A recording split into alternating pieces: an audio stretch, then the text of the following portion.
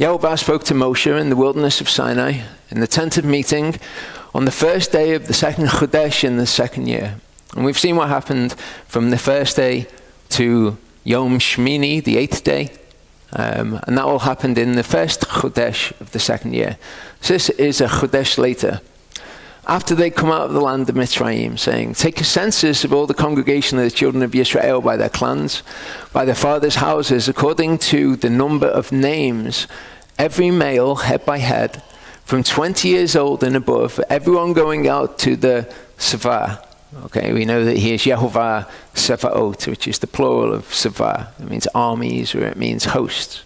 Okay, everyone going out to the army or to the host in Israel. Number them by the Sevaot, you and Aharon. And a man from every tribe should be with you, each one the head of his father's house. So this is the information that we're going to see. Now, it's interesting to me, we know that when the Levites are counted, and we'll see this today, they're counted from 30 to 50. The people who can carry the tabernacle, basically, 30 to 50. With the army, though, it starts at 20, and there's no upper limit on it. All it says is everyone going out to the army. And you would imagine that doesn't include the 90-year-old fellas. They're probably not going out to the army. So the instruction here has a limit of basically the people who are going to go to the army. There's no kind of, you can only be 45 to go to the army, that's going to be the upper limit. It's just everyone who goes out to the army. 20 until that. All the men head by head. So that's the numbers that we're going to see. Okay, so I'm going to use this picture as an illustration of how the camp was laid out. And I don't know whether the camps were laid out like this or they were laid out like that, which would form more of a cross formation. I think probably that, if anything. But just for illustrative purposes. So Numbers 2, 1 to 2, because I'm jumping about through these chapters, picking out the information that's relevant, and then trying to stitch it all together into a coherent thing for you. Yehovah spoke to Moshe and to Aharon, saying, the children of Israel are to camp, each one by his own banner, beside the sign of his father's house. Let them camp around the tent of meeting at a distance. Remember, he didn't want his dwelling place to be defiled by the uncleannesses, by the tumah of the children of Israel. So he says, look, let them camp around the dwelling place, but put them out at a distance. So this is relative to the tabernacle where Yehudah, tribe of Yehudah, Judah, would camp. You see the entrance to the tabernacle? That's on the east. Okay, it's said to be on the east toward the sunrise. Yehovah thought that was an important detail for us to take in. So Yehudah camps on the east. I'm going to break down for each tribe the information that we're given. Okay, for each one we're given a nasi. So I'm giving you it in a visual way so that this sort of stuff, it's not just stuff you gloss over, you can kind of relate to it a little bit more. So their nasi of their father's tribe was Nachshon of Aminadav, whom we will imagine to be this person today. The number of names, every male, head by head, from 20 years old and above, everyone going out to the Sabah, that's 74,600. And they camped east of the dwelling place toward the sunrise. We also have Yissachar here. Their nasi was Nathanael, and there were 54,400 of them, from 20 years old and above, head by head, that went out to the Sabah. And they camped east of the dwelling place towards the sunrise too. There are 3 camps on each side. The third one, on the east, was Zebulun, and their nasi was Eliav, son of Chilon. There were 57,400 of them. Now, as we go through, okay, I'm giving you this information, but I want you to retain this information, because Yehovah thought it was important enough to tell us it. Let's try and retain it. So I've come up with a way to remember the camps. So as we're going through, I want you to remember the camps, and at the end there will be a test. So on this side, you've got 3 tribes. You've got Yehudah, Yissachar, Zebulun. This is how you remember it. 2 of them begin with a Y. 1 of them begins with a Z. Y is second to last. Z is the last. Yehudah, Yissachar, Zebulun. Y, Y, Z. Okay? They camped east of the dwelling place too. Then on the south, okay, if this is the east, this is the south, we have Reuven. Their Nasi was Elitzur, son of Shedeur. There were 46,500 of them that went out to the army. They camped on the south. There was the tribe of Shimon as well. Their Nasi was Shalumiel, son of Zurishaddai, and there were 59,300 of them in their army. They camped on the south. Now, in each of these places, the east, they would have a camp. Okay, and we know it's the YYZs, is the Yehudah, Yisachar, Zebulun. It was called, and it's called in Scripture, the camp of Yehudah. Okay, each section had a camp name. What we're looking at the moment is the camp of Reuven. Okay, so there's Reuven, there was Shimon, and there was Gad. Then Nasi was Eliasaph, son of Deuel. There were 45,650 of them camping on the south. And the way that you remember these, okay, is Reuben, Simeon, and Gad. It's the RSG. It's the Royal Scottish Guard. Okay, so we'll remember it. The other side, west of the tabernacle, what's described as behind the tabernacle, we've got Ephraim. This is the camp of Ephraim. The camp of Yehudah, the camp of Reuven, the camp of Ephraim. Their Nasi was Elishama, son of Ammihud. There was 40,500 of them in the army. They camped west behind the dwelling place. There was also Manasseh. Their Nasi was Gamliel, son of Pedachur, and there were 32,200 of them. They camped west. The other tribe was Binyamin. Their Nasi was Avidan, son of Gidoni, and there were 35,400 of them, 20 years old and above, that went out to the army. So the way that you remember this camp is they are the two houses of Israel. Okay, you've got Ephraim and Manasseh, who make up the tribe of Joseph, which is said to be the house of Israel, the house of Joseph, which is Ephraim, Manasseh. So that represents the house of Israel. And then you've got the other one, apart from Yehudah, who are in the house of Yehudah.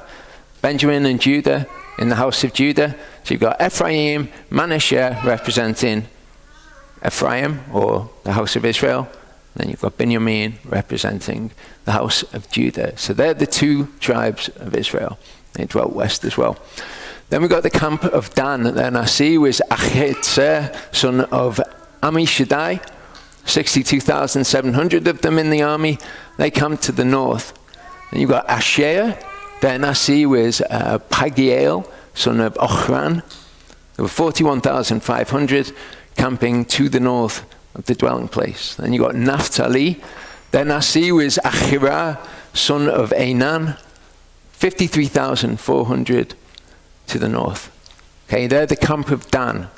Okay, so how you remember the camp of Dan is that there is Dan, Asher, Naphtali, D-A-N. They're the camp of Dan. Okay, they're easy to remember. I will go through these one more time as I'm putting them up so you can remember them.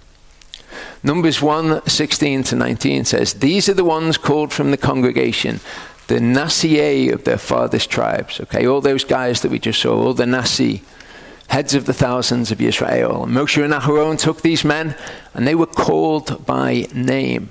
And they were the heads of thousands. If you've ever thought who were the heads of 50s, who were the heads of hundreds, who were heads of thousands? Well, the heads of thousands were the heads of the tribes. And they were called by name. They assembled all the congregation together on the first day of the second Chodesh, and they declared their ancestry by clans, by their fathers' houses, according to the number of names, from 20 years old and above, each one head by head. What we're going to see by the time we get to chapter 7 is that these people came and gave offerings on the day that the altar was anointed. These people were already the heads of the fathers' tribes on that day. And that was in the first Chodesh. It was only in the second Chodesh, which is after that, that Yehovah said, these guys, okay, who are the heads of thousands, call them to me. So Yehovah selects them on that day. As Yehovah commanded Moshe, so he registered them.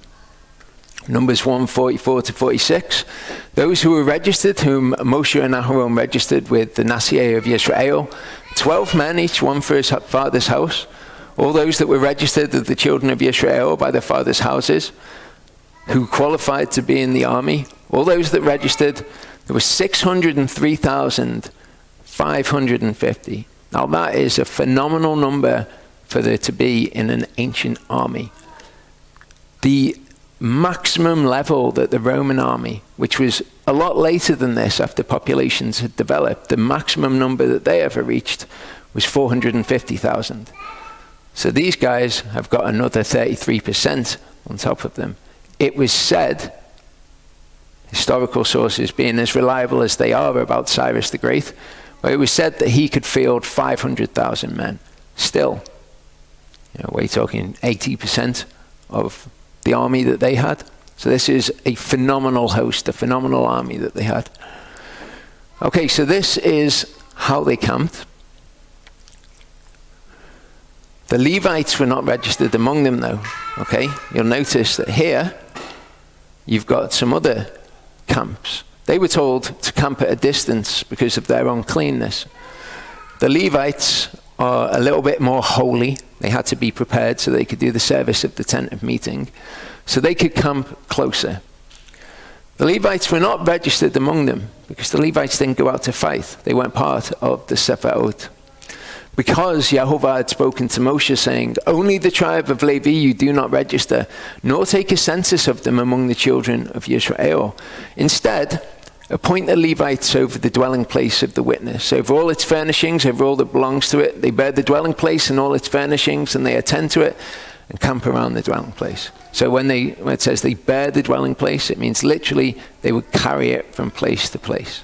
So you've got this huge army, bigger than anything you see in the ancient world.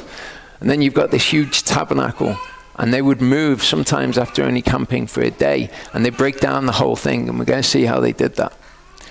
When the dwelling place is to go forward, the Levites take it down, and when the dwelling place is to be set up, the Levites set it up, and the stranger, meaning the unlawful one who comes near, is put to death. Why are they a stranger? Because they're not a Levite. It's as simple as that. The children of Israel shall pitch their tents, everyone by his own camp, everyone by his own banner. So they all had banners and they all had signs. We don't know what they are. We could take pretty good guesses with tribes like Yehudah that it's going to be a lion, but we don't know precisely what they are from Scripture, according to their Sevaot. But let the Levites camp around the dwelling place of the witness so that there be no wrath on the congregation of the children of Israel because of the uncleannesses. Now, the unclean people had to actually be sent outside the camp, as we'll see.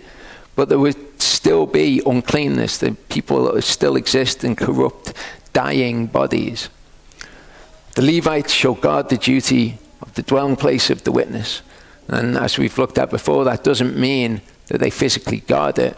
Guarding the duty, we'll see what their duty of the tent of witness is.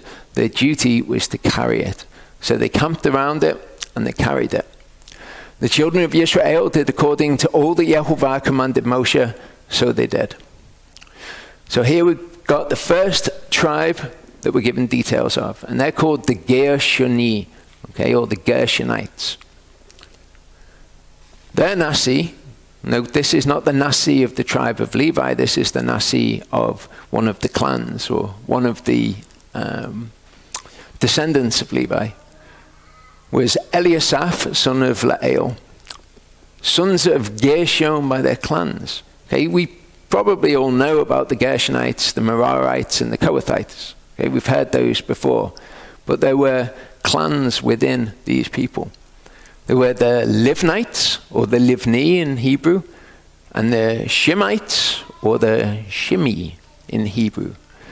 Registered ones, and they were told to register them differently. Okay, these are not 20 years old and above, or who can go out to the army. These are males from a chodesh old and above. So all of the males from a month old and above, 7,500.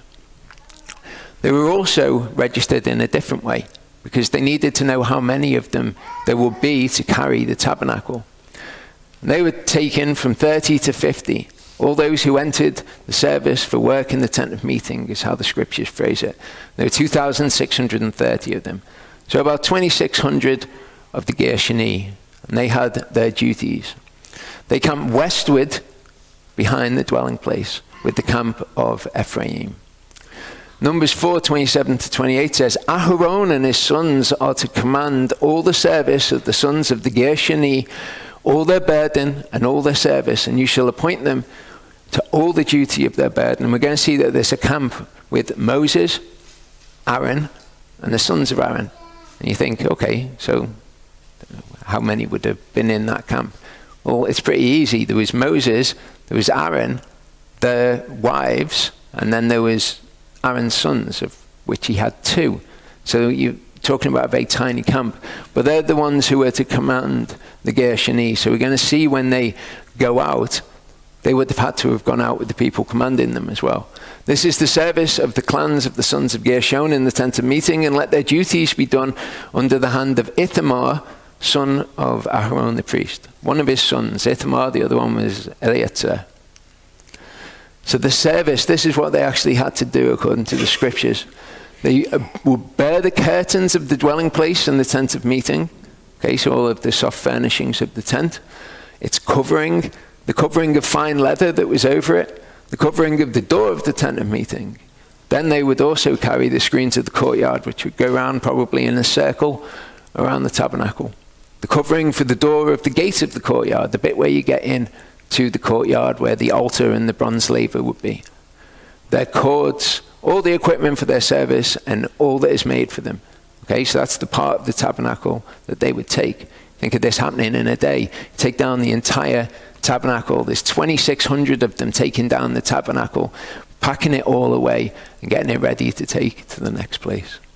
Then there was the Merari, okay, or the Merarites.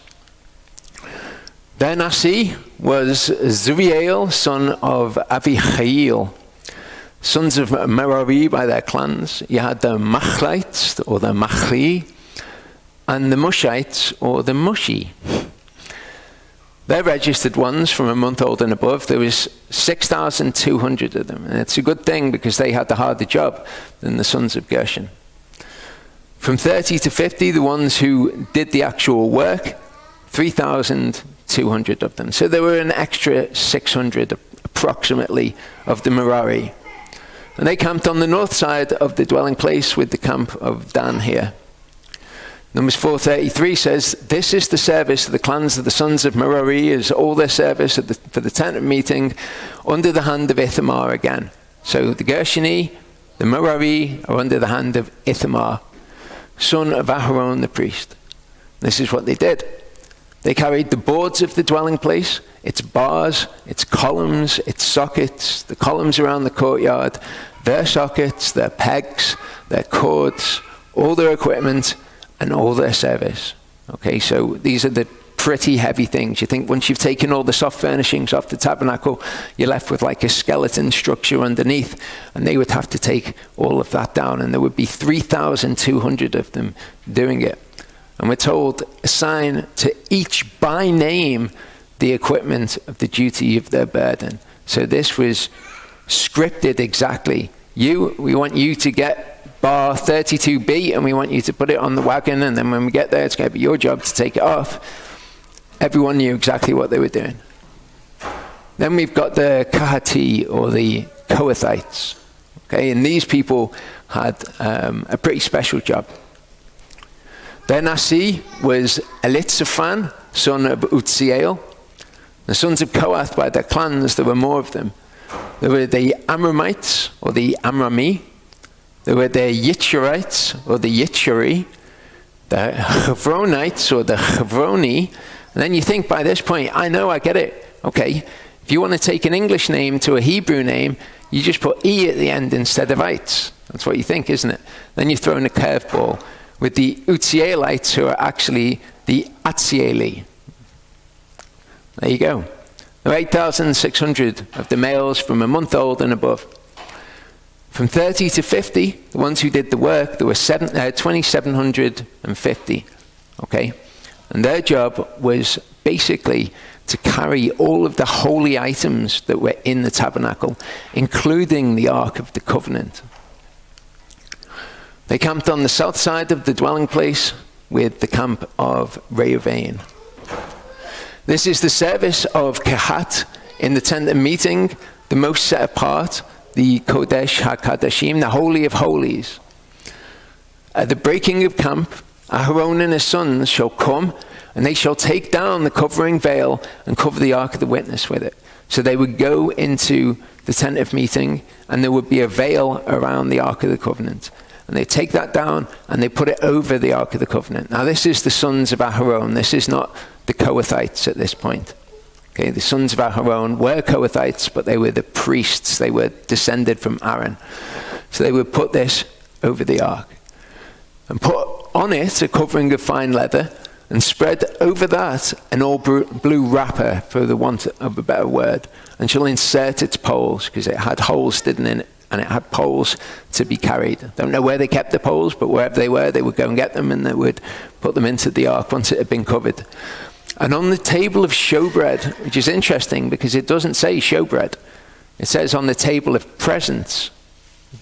Don't really know what to make of that, but showbread is not a word that exists in Hebrew. They shall spread a blue wrapper and put it on the dishes, the ladles, the bowls. I want you to take note of those three things: dishes, ladles, and bowls. Where did they come from? Scripture actually tells us where they came from, and we'll see at the end of this part. The jars for pouring and the presents on it, whatever that was. They certainly did put 12 loaves of bread on it, so perhaps it is referring to that. And they shall spread over them a scarlet wrapper, and cover the same with the covering of fine leather, and shall insert its poles, and cover the table of showbread. Shall take a blue wrapper and cover the lampstand, the menorah of the light, with its lamps, its snuffers, its trays, and all its oil vessels by which they serve it. And they shall put it with all its utensils in a covering of fine leather, and put it on a bar. And over the golden altar they shall spread a blue wrapper, and cover it with a covering of fine leather, and shall insert its poles. Okay, so this is the altar of incense. Okay, in the holy place was the altar of incense, the golden altar. It was square, and it had holes on each side to be carried. They shall take all the utensils of service with which they serve, because that's what they did. The priests would serve with these things in the set apart, in the holy, and put them in a blue wrapper, cover them with a covering of fine leather, and put them on a bar. And shall remove the ashes from the altar, and spread the purple wrapper over it. And shall put on it all the utensils by which they served there. Okay, so this is the altar that was actually outside of the holy. They would put all of the utensils with which they served on the altar, and they would cover it over. Fire holders, the forks, the shovels, the basins, the utensils of the altar, and shall spread on it a covering of fine leather, and insert the poles for the altar for that to be carried. Notice they're even inserting the poles. The Kohathi are going to come, or the Kahati are going to come and pick it up. They're not even allowed to touch it. All they're to do is carry it. We know the event that happened with Uzzah, with King David, when the ark was being carried and it started to fall, and he reached out his hand to catch it and he died. Okay, we're going to see why as we go on. Numbers 4:17-20 says, Yehovah spoke to Moshe and to Aharon, saying, do not cut off the tribe of the clans of the Kahati from among the Levites. Well, that's a bit of a weird thing to say, isn't it? Don't get rid of them. Don't kill them is what it probably means. And the reason why is because anyone who came near to the Holy of Holies, the holy of the holy objects, was to be killed if they were a stranger, if they weren't of the sons of Aaron. But he says, the Kahati, the Kohathites, they're to carry them. When they do, don't kill them. I've already told you to kill anyone who's coming close to it, but these guys, they're going to be okay. But do this to them, and they shall live and not die when they approach the Kodesh HaKadashim. Aharon and his sons shall go in and appoint each of them to his service and his burden. Okay, so Aaron is going to go in, Aaron and his sons go in, and they say, you carry this, and this is what you're to do, and they direct them. They are not, however, to go in to watch while the set-apart objects are being covered, lest they die. So this is how amazing these things are. We've got a bit of a distance between ourselves and the events of this. But to them, they had to be so careful. They couldn't even go into the dwelling place. They were about to go and carry the objects. But while they were being covered, they couldn't even go in to look at them in case they died. And when Aharon and his sons have finished covering the set apart and all the furnishings of the set apart at the breaking of camp, then the sons of Kehat have come to lift them, but let them not touch that which is set apart, lest they die like Uzzah. These matters are the burden of the sons of Kehat in the tent of meeting. And the oversight of Eleazar, son of Aharon the priest, is the oil for the light, the sweet incense, the daily grain offering, the mincha, the anointing oil, the oversight of all the dwelling place, all that is in it, with the set apart and its furnishings. So we've got Ithamar, he's directing the Gershoni and the Merari, the soft furnishings and the poles and the underpinnings. And then you've got Eleazar and Aaron, perhaps Ithamar before he sets off, directing them as to what they're to do in carrying them, having come in and covered everything. These are the generations of Aharon and Moshe when Yehovah spoke with Moshe on Mount Sinai. Okay, so this is not when he started meeting with them in the dwelling place. We looked at the word toldot when we did Torah portion toldot, and what it means is bringing forth. These are the things that Moses and Aaron brought forth. And it could be their genealogy, because that would fit into the idea of what they brought forth, but it's not just restricted to that. And these are the names of the sons of Aharon: Nadav, the firstborn, and Abihu, Eleazar, and Ithamar. These are the names of the sons of Aharon, the anointed priests whom he ordained to act as priests. And Nadav and Abihu had died in the presence of Yehovah when they drew near with strange fire, unlawful fire, in the presence of Yehovah in the wilderness of Sinai, and they had no children. So Eleazar and Ithamar acted as priests in the presence of Aharon their father. And Yehovah spoke to Moshe, saying, "Draw near with the tribe of Levi, set them before Aharon the priest, and they shall serve him, and shall guard his duty and the duty of all the congregation in the presence of the tent of meeting, to do the service of the dwelling place. And they shall guard all the furnishings of the tent of meeting, and the duty of the children of Israel to do the service of the dwelling place. And you shall give the Levites to Aharon and his sons. They are the given ones, given to him from among the children of Israel." And we're going to see that Yehovah says that the Levites, they're mine. Obviously, he's not going to take them up into heaven to be with him. So he says, give them to Aharon and his sons. This is what they are to do. Appoint Aharon and his sons, and they shall guard the priesthood, and the Zar, the one who is not Aharon and his sons, who comes near shall be put to death. Which is why he says, not the Kohathites though, they're going to need to come near.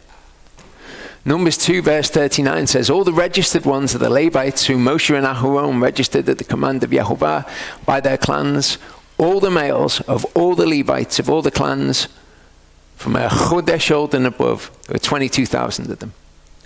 All the registered ones are the Levites, okay, from 30 to 50, all who came to do the work of the service and the work of bearing the burdens of the tent. Their registered ones were 8,580. So every time they broke camp, there would be this mobilizing of 8,500 people who would come to break the tabernacle down and to take it with them. It's just a phenomenal undertaking. You would see this happening. Okay, one of the camps we'll see went before they started to break the tabernacle down, but that would mean that they arrived before they came to set it up. So you would either see the tabernacle being broken down, or you'd see it being set up, maybe a day apart. This incredible undertaking as you moved in the biggest army recorded in the ancient world.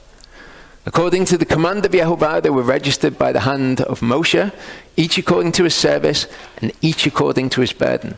All 8,580 of them. Thus they were registered by him as Yehovah commanded Moshe.